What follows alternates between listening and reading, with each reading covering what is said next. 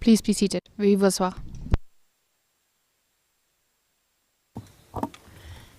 Bonjour. Judge Motog. Hello again. Counsel, you can continue because we were interrupted by the pause. Over to you, legal representative for victim, please.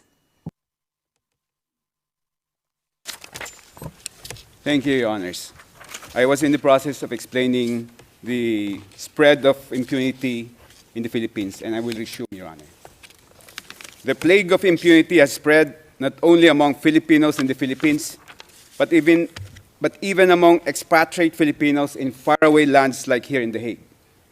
When we reported to the victims that we, their external legal representatives, feel like fugitives who avoid our own countrymen here in The Hague because chances are they are Duterte clones, they express their utmost concern that if we, their lawyers, feel threatened by mini Dutertes in a foreign country, we should imagine the far more intense fear they live with every day in their communities teeming with mini Dutertes.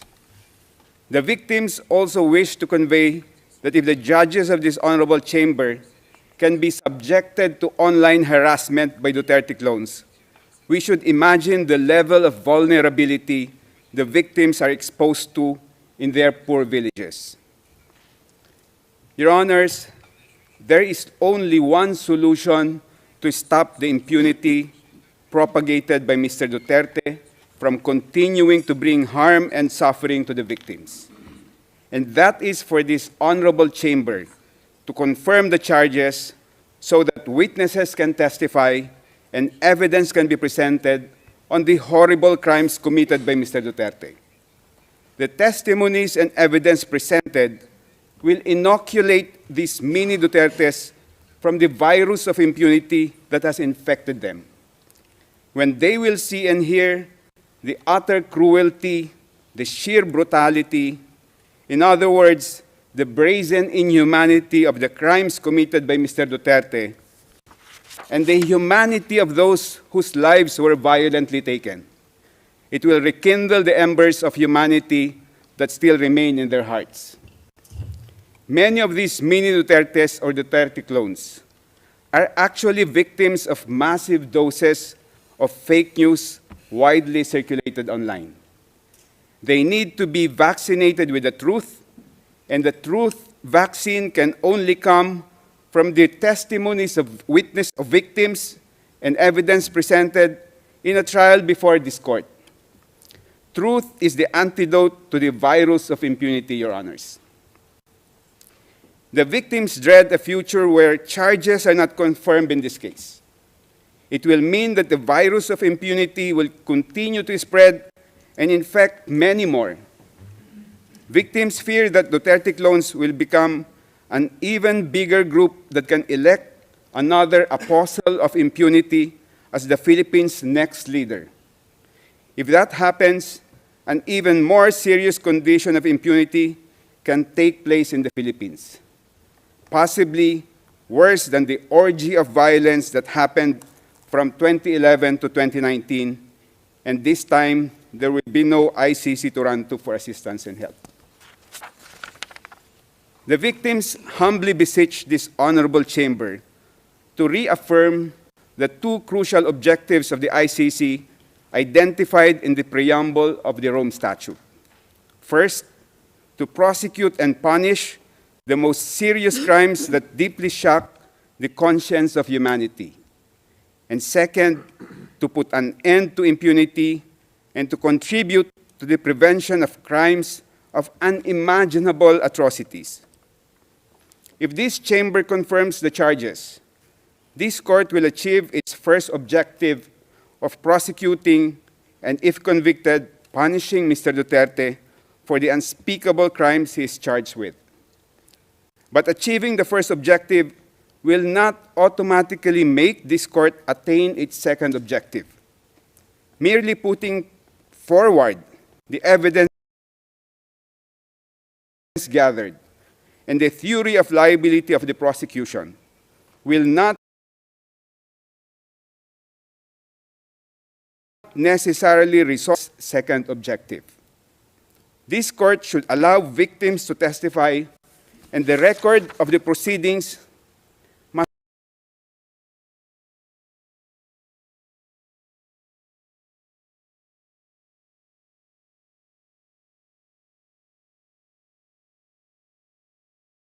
reflect the harrowing experiences of those impacted by against humanity. It is the and the brutality. In other words, the utter inhumanity of the crimes masterminded by Mr. Duterte, so that the people who adore and idolize him, the people who have become disciples of impunity, will see for themselves the inhumanity of the suspect. For this to happen, the charges should all be confirmed. The virus of impunity that has spread all over the Philippines is very grave and serious, Your Honors. Imagine a leader like Mr. Duterte, who proudly and publicly proclaimed his aspirations of following the footsteps of Adolf Hitler when he said, quote, "Hitler massacred 3 million Jews. Now there are 3 million drug addicts. I'd be happy to slaughter them," unquote. And yet, he is worshipped by a huge number of Filipinos. In so many countries, you will need to hide your adoration of Hitler. Mr. Duterte flaunted it, and his fanatics are unaffected by it. Mr. Duterte has pronounced so many other horrible declarations meant to promote and encourage impunity, as it will be detailed tomorrow by my colleagues. And yet, he is idolized by a multitude of Filipinos. The defense will claim that he was merely bombastic and acerbic when he made these statements.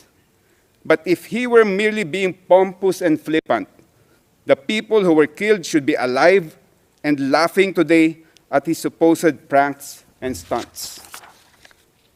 Mr. Duterte did not only order the mass killing of people suspected of being drug personalities, Your Honors. He smeared them with accusations of being rapists, murderers, and dangerous criminals. Mr. Duterte imposed an inflexible condemnation that if you are a drug personality, you are automatically a dangerous criminal who has engaged in unimaginable atrocities. The families of those killed did not only suffer the loss of a loved one, their families were even disgraced with being associated with a rapist, murderer, or dangerous criminal. Even after their loved ones were murdered, many families were subjected to deplorable injustices.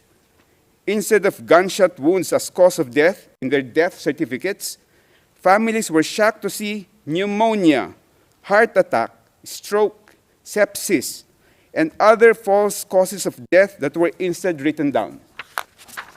Other families were charged substantial amounts, sums the impoverished families could not afford, just to retrieve the bodies of their loved ones from the funeral parlor who were suspected by the families of being in cahoots with the police officers. Some family members were even arrested and imprisoned by police officers on false charges and for the purpose of preventing them from complaining. In one particular incident, Your Honors, a young man and his common-law wife were sleeping in their shanty when men in civilian clothes knocked down the door to their house. The men dragged the wife out of the room. The husband was already surrendering, and he even started to strip naked to show he had no drugs or firearm on his body. He said in the Filipino language, "Sir, malinis po ako, maghuhubad ako, sir." Translation in English, "Sir, I am clean. I will strip naked, sir." Still without mercy, the men shot and killed him. After killing the husband, they arrested the wife and accused her with falsified and non-bailable charges. When the deceased mother and cousin went to the police station to find out what happened to the young man, because they were not in the scene of the crime when it happened, the two were also summarily arrested and charged with fabricated crimes.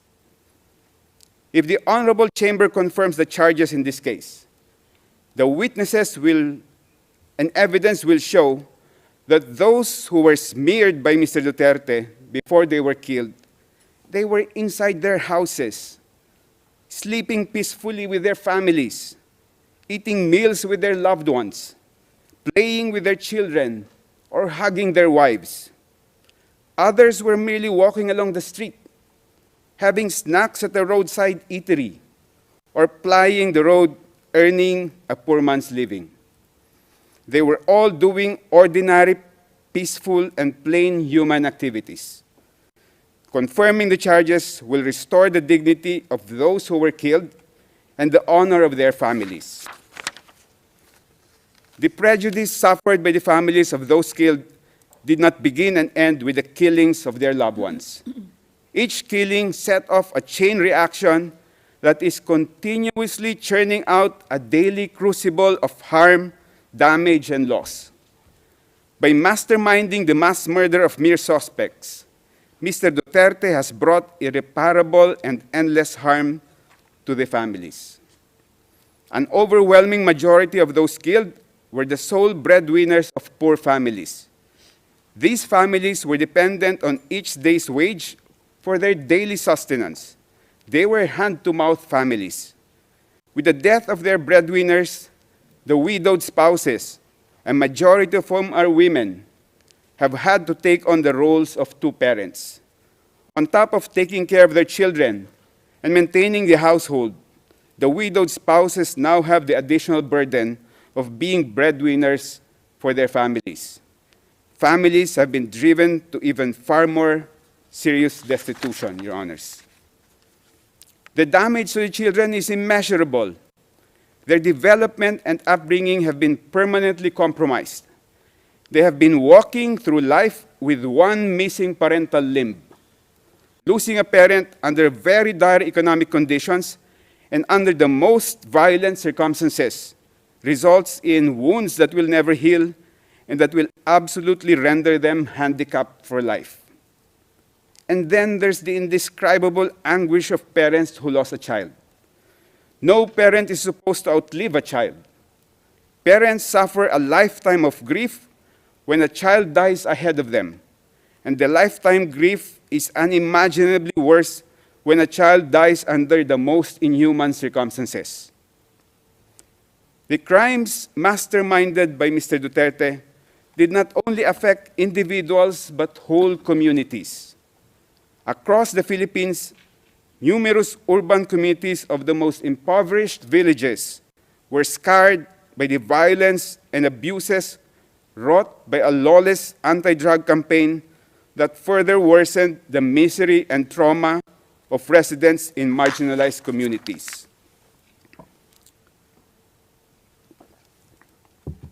In one illustrative instance, Your Honors, after the father of a family was killed inside his house by police officers, the entire neighborhood was so traumatized that for almost 3 months, and during the coldest months in the Philippines, they abandoned their houses at night and instead slept in the open public market. They did not feel secure inside their houses because there would be no witnesses if the police would just barge in and shoot at them. In the public market, the presence of many witnesses, they thought, will deter the police from shooting and killing them. It is also the victim's view, Your Honors, that the charges should be confirmed because the resulting presentation of witnesses and evidence during the trial will force police and other law enforcement officers to confront the brazen depravity of the killing of civilians that they either personally committed or allowed to be committed during the Duterte reign of terror. In one operation, the police summarily killed 3 men, 2 brothers and 1 friend, in the very early morning. The police declared that the 3 were nanlaban. They fought back. But the neighbors saw otherwise. The whole neighborhood was so horrified at the macabre treatment of one of the fatalities.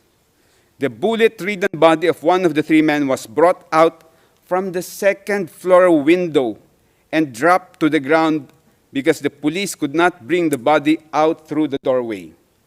When the body hit the ground, the neighbors recoiled at hearing the body emit a cry, aray.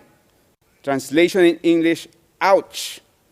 The man was still alive when his body was thrown to the ground, and the police just left him to bleed to death. The trial will hold a mirror to the police force and compel them to see how they were turned into executioners and assassins, and their organization transformed into a gigantic criminal organization or turned into a killing machine by Mr. Duterte. The Philippine National Police and the drug enforcement agencies have not made any initiative to purify the corrupted minds of their officers and personnel to our knowledge. The trial in this case will be a tremendous teaching opportunity that can work to rectify the warped and depraved minds of Philippine security officers. The charges need to be confirmed, Your Honors, for the sake of the entire country, which has been desensitized or made numb by the massive incidents of impunity and the glorification of impunity promoted by Mr. Duterte. The whole Philippines needs to know the real story during those bloody years. There has been no opportunity for the entire country to really find out the whole truth of what happened. It has been hush-hush, tidbits of sporadic news, and always drowned out by trolls who mass produce and broadcast false, fake, and fabricated news. The victims also attach a very important historical significance to this case. If the Chamber confirms the charges, the trial proceedings will produce a historical record of the most bloody period of post-war Philippine history, a duty that the Philippine justice system has refused to perform.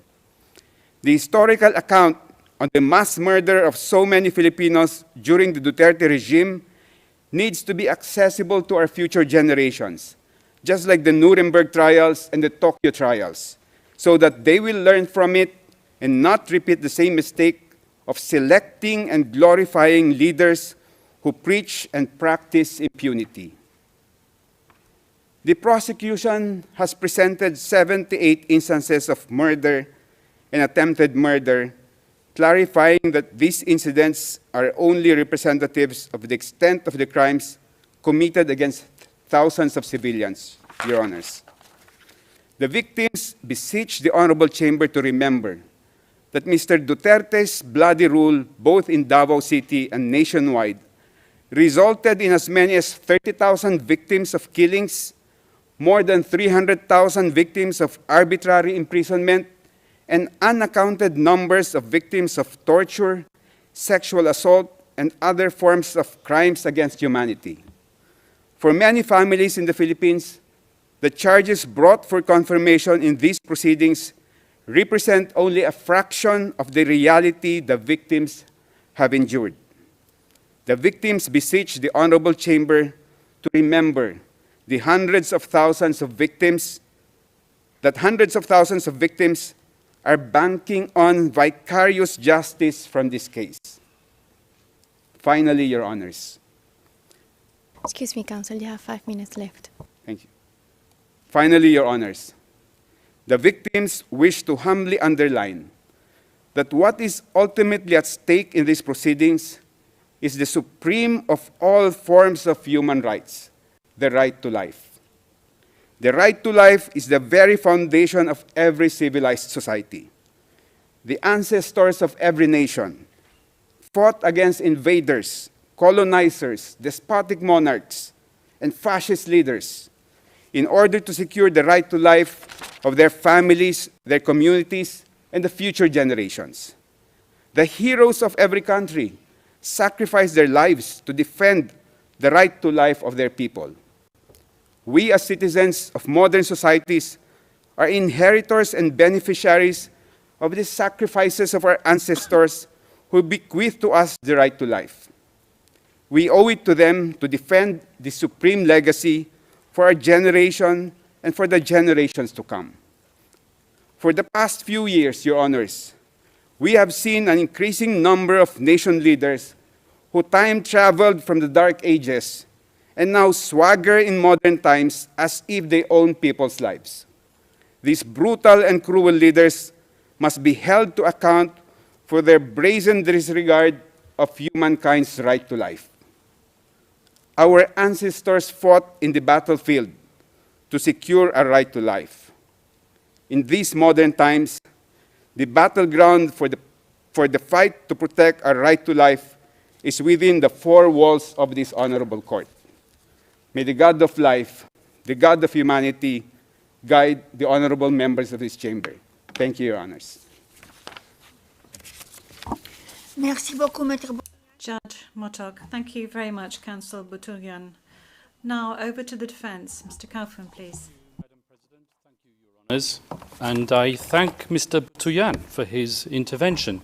But I feel that I ought to remind him that this is a court of law which decides matters on the basis of evidence, not on the basis of political demagoguery, and not on the basis of a desire to effect regime change despite the democratic will. And certainly not on the basis of statements made by Ombudsman Jesus Crispin Remula, who professed that domestic justice will be denied, according to Mr. Boutourian, because of the lack of forensic reports and police reports.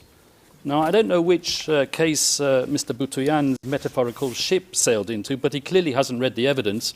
Whilst he was speaking, we examined the evidence, and out of that evidence, we found at least 35 reports substantiating 49 of the incidents which are mentioned in a document containing the charges. Your Honours, Rodrigo Duterte was and will always remain a unique phenomenon. His style of statesmanship was novel and unpalatable to many.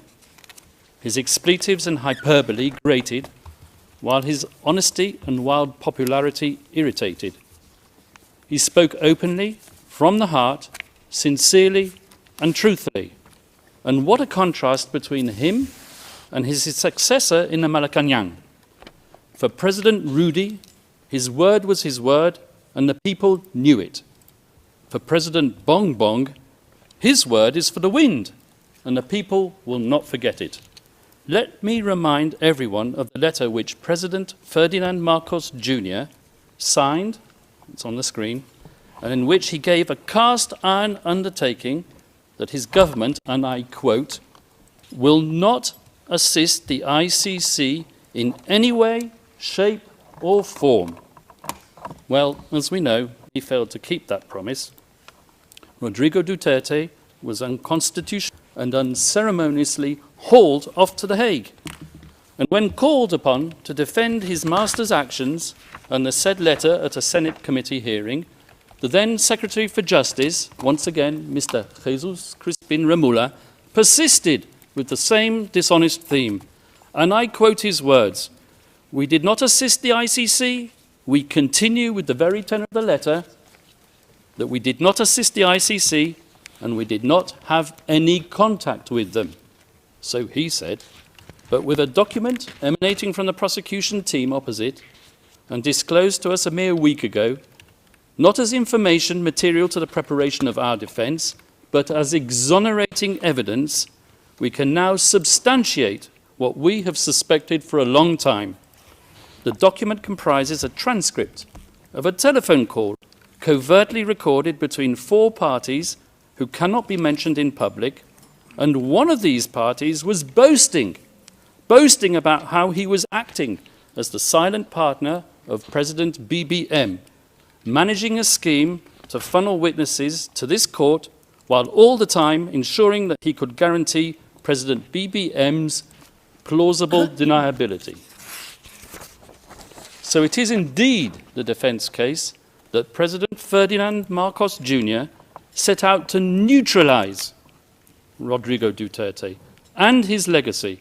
Yes, Mr. Deputy Prosecutor, I used that legendary word, neutralise, so central and so essential to your case theory, because you know just as well as me that I'm using the term metaphorically. And now I turn to the substance of the charges, but before I do, a word or two about the geopolitical context. The scourge of illegal narcotics is not unique to the Philippines. As we all know, it afflicts Latin America, where I can name 3 countries where the death rate at the hands of vigilantes and law enforcement agents per capita population is higher than it ever was under Duterte. And as you should know, and you will hear from the prosecution, at any rate, the Philippines as a country is uniquely positioned to act as a transit hub for the trafficking of narcotics emanating from the cartels in China.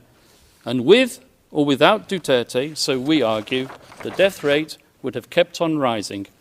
Indeed, as we will prove with statistics and reports, the death rate flowing from narcotics-related crime actually increased after Rodrigo Duterte left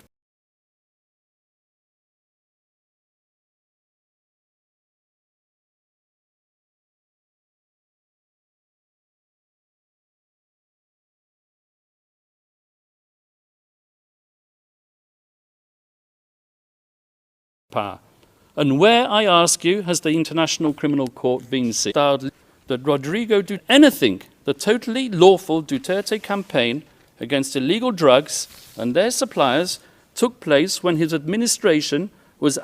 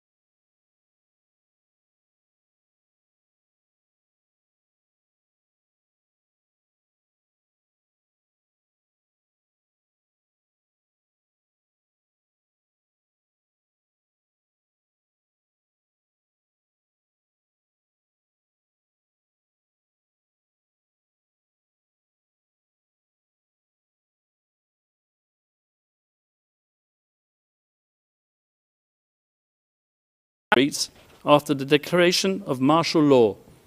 And it was on that significant day that Rodrigo Duterte was exposed to the tyranny of oppression and the abuse of power by the elite. And he took a decision. On that day, he chose to devote himself to a life of selfless public service. As a professor at the local police academy and as a public prosecutor in Davao, Rodrigo Duterte developed a lifelong passion, some would say an enduring obsession, for law and order, something for which he unapologetically enforced throughout his time as mayor of Davao City.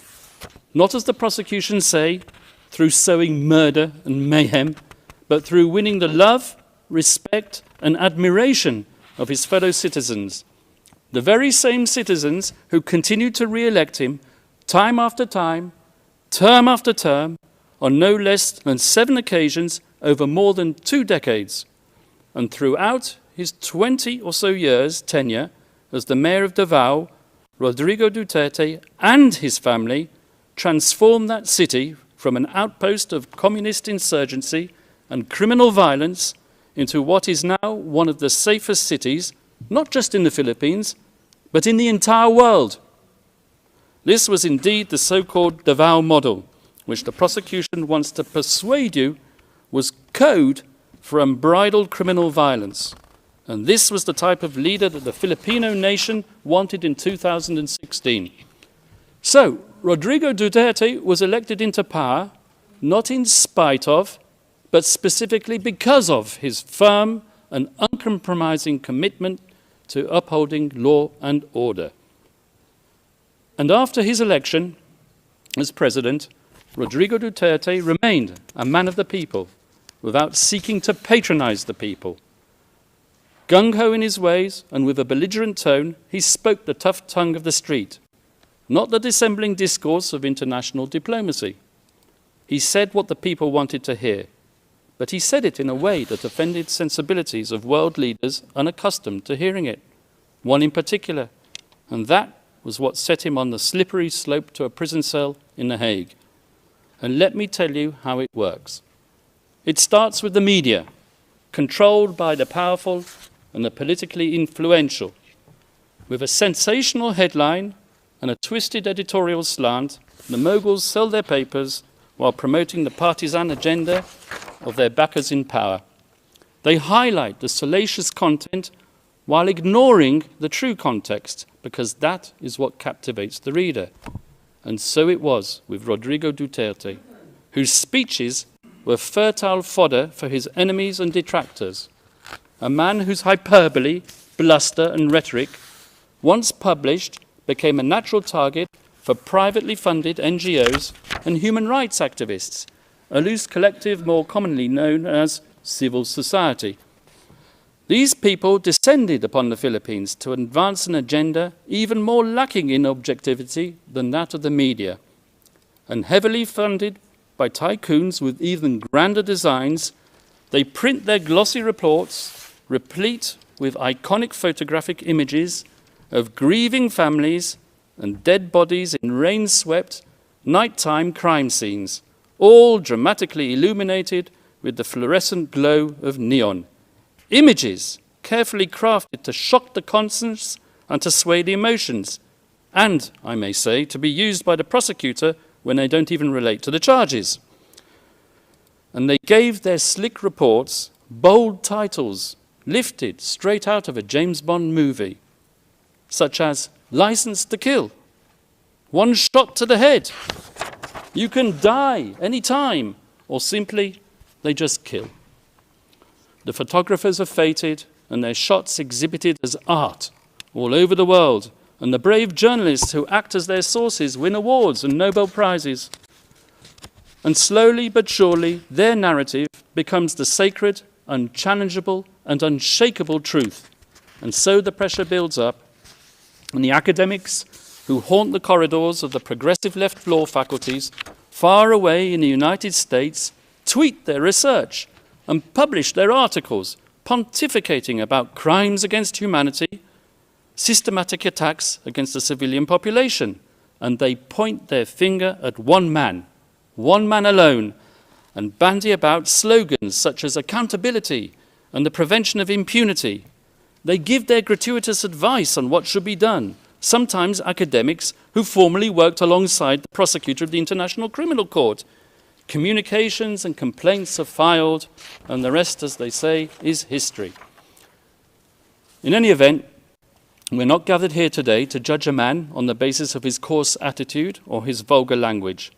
This court has convened a confirmation hearing to verify whether substantial grounds exist to believe that Rodrigo Duterte, the people's president, together with various so-called co-perpetrators, over the years of his governance, devised a criminal policy of wholesale and wanton murder. And since we are in a court of law, it is worth stressing although I should not have to, cases are decided on the basis of evidence, not supposition, not rumour, not spicy gossip, and certainly not on the basis of political rhetoric and bluster. Because at the end of the day, were it not for those belligerent and controversial speeches, there would have been no impetus to bring the People's President to The Hague. And when the prosecution's evidence is examined, I would ask you to keep an open mind and to question not just whether that evidence has been selectively presented, but whether there exists evidence which the prosecution has failed to produce. And I say this with justifiable cause, particularly with respect to the Duterte rhetoric, as we will prove during the substantive part of our submissions. The notorious speeches on which the prosecution relies have been cherry-picked to suit its narrative, while ignoring the many other speeches when the former president tempered his bombastic language by clear reference to the principle of lawful self-defense. We, the defense, have read as many of these speeches as we can find. In fact, in our poky little office on the top floor of the furthest building away in this complex, we have a counter which ticks and ticks. And whenever we come across a speech which contradicts the prosecution's murder theory by reference to self-defense, we give a cheer. And the counter goes up once more, and we celebrate one more nail in the coffin of the prosecution's case theory. As the statistics stand as of today, in contrast to the 20 speeches on which the prosecution relies to prove incitement to kill, we have found 35 more which say the complete opposite. Let me give you 2 examples from the very speeches that the Deputy Prosecutor himself cited today. Let's refer first of all to the famous Pietà speech, which the Deputy Prosecutor referred to. So, this is what the Deputy Prosecutor said. Those of you who are still sober, those who haven't tried illegal drugs, if you don't want to die or get hurt, don't rely on the priests, including human rights advocates. They won't be able to prevent deaths, and so it goes on. But if we look further on in the very same speech, something which maybe the Deputy Prosecutor didn't do, this is what he had to say. To our police officers and other officials, do your job, and you will have the unwavering support of the Office of the President. I will be with you all the way. Abuse your authority, and there will be hell to pay, for you will have become worse than criminality itself. Well, there you are. You have it straight in your face. Pexo, exonerating evidence within what is claimed to be the prosecution incriminating evidence. I won't take up my time by showing you the second speech, but there is one. If I have time at the end, I will show it to you. So if you add to that another 10 speeches out of the 20 speeches on which the prosecution rely in its document containing the charges, after all, we are in a court of law and we rely on evidence. And what is the evidence that's produced of these speeches? 20 of them. 10 of them, I submit, and we will show this in the substantive part of our submissions, contain exonerating evidence which support the defense case theory. In other words, if you add the 10 which we've identified in the prosecution's 20, to our total of 35, we come to 45 speeches versus 10, which we say support the use of force only in self-defense. That is 350% more speeches in favor of our defense and 354% more reasons not to confirm the charges. And you can bet your bottom dollar that at the end of today's proceedings, either the victim's self-styled legal assistant to ICC counsel or a prosecution intern will be tasked with scouring the web, looking for the means to prove Kaufman wrong. And I will declare it, and I'll declare it loudly and clearly, as if the prosecution didn't know it already. It's not enough to state that since the former president made those extremely inflammatory statements and deaths occurred, that he must, as a matter of course, be criminally responsible for those fatalities. At this stage of the proceedings, the prosecution needs to show substantial grounds to believe that the former president actually desired and foresaw that people would be killed as a result of his incendiary language. for the prosecution to assert that Rodrigo Duterte hoped for deaths to occur or was recklessly indifferent as to whether deaths would occur, which he was not, that's insufficient. So once more for the record, Rodrigo Duterte's language was aimed not at suspected drug pushers as the prosecution would have it, but directly at those poisoning society with their substances, and not, I stress, with lethal intent. His rhetoric was calculated to arouse fear and obedience, to instill fear in their hearts, and to inculcate a respect for the law in their minds. Nothing more, nothing less. That was his intent, and it was not criminal. And as many of these drug pushers demanded to enter prison, I remember seeing the images on the television, lining up to surrender and to enter prison. Now, I challenge my colleagues opposite to prove otherwise, because as we all know, in a criminal process, the burden of proof is on the prosecution. They brought this case and they need to prove it. Rodrigo Duterte need not convince the world of anything, and that is to his fortunate advantage given his current medical condition. He stands behind his legacy resolutely, and he maintains his innocence absolutely. Now, I turn to the general fairness and objectivity of the investigation, which, as we all know, is meant to be an impartial evidence-gathering exercise.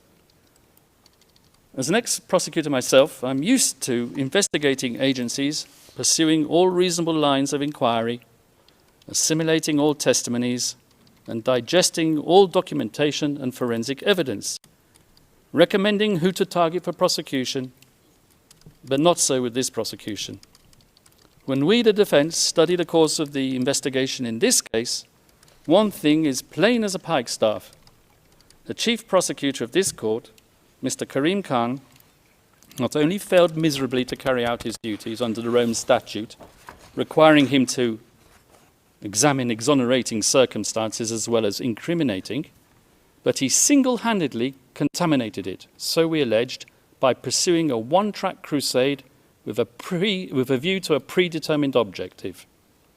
Let me explain. Although the ICC officially authorized an investigation into the so-called Philippines situation in late 2021, it was deferred a few months later back to the Philippines for the official investigation to resume only in late 2023.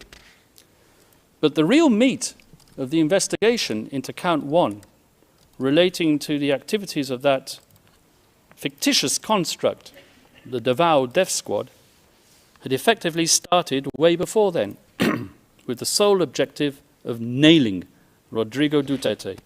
Indeed, all the way back in 2018, during its so-called preliminary examination, the prosecution had an individual who will be referred to as P1 handed to them on a silver platter.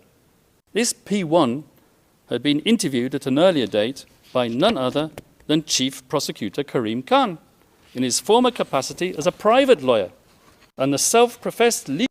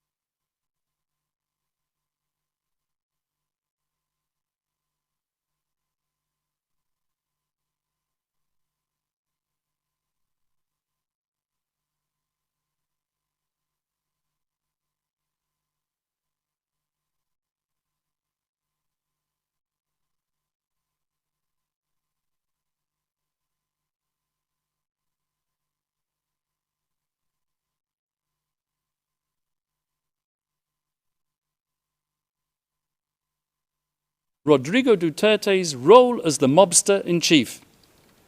The same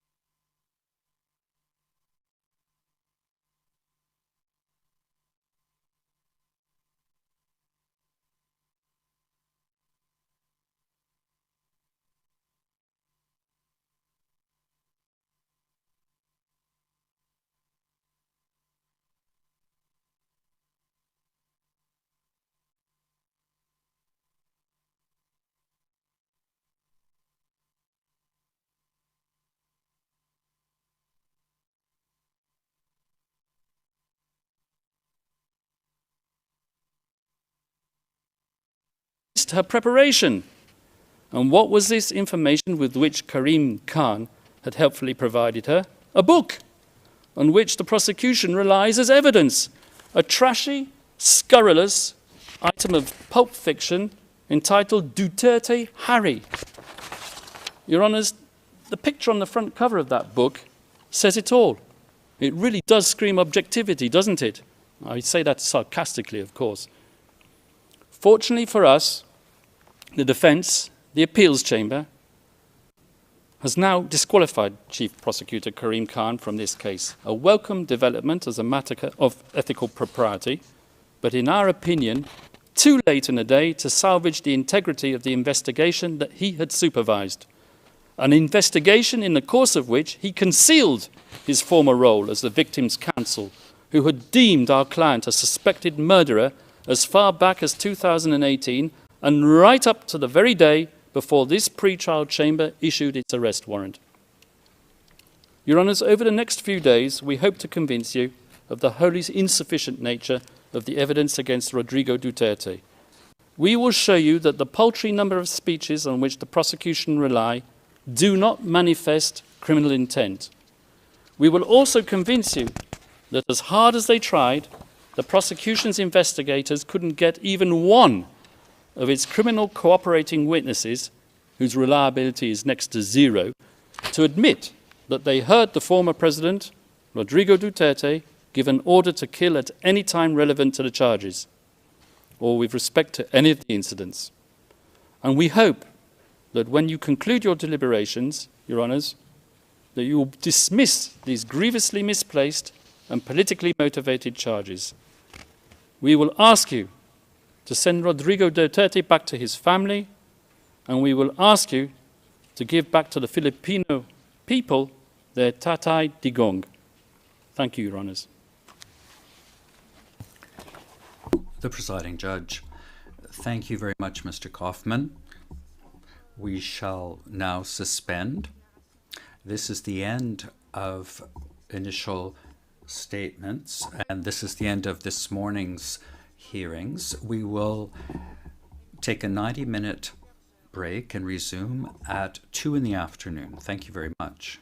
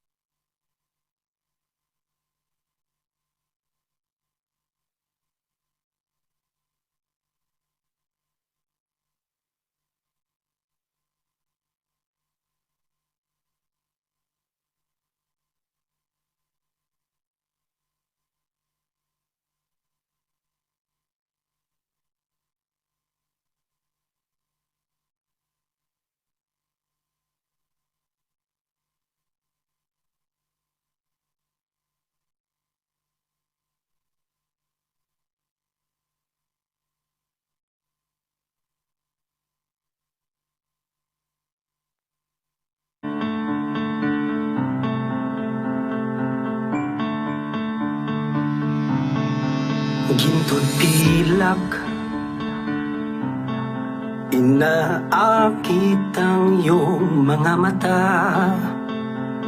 Kapangyarihan sa labi, hinihila ka sa lugar na tila di mo tansya.